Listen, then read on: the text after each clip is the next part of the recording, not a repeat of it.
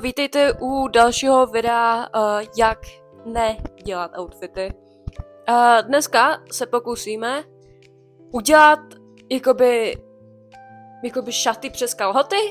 You know, jako já vím, že jsem trošičku jako pozdě v tady tomhle trendu. Like, who cares? Anyway, taky bych strašně moc chtěla poděkovat, dosáhli jsme 200 odběratelů na mém YouTube, takže pokud mě ještě nesleduješ, tak jdi tam a sleduj mě. Tohle to jsou ty šaty, jo? Cutesy, Danger, Mindful, Slide. Já zkusím tyhle. Jo, já zkusím tyhle.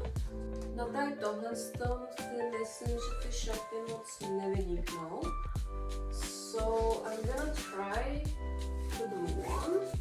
Tohle to za mě vypadá lípe, i když jako tady by to trošičku dělá bříško. Ten look, že jakoby ty šaty i jako vyniknou víc. You know what I mean? Mám prstinky, mám náramky, mám řetízek, mám náušnice, jo, mám všechno. And this is how it looks like.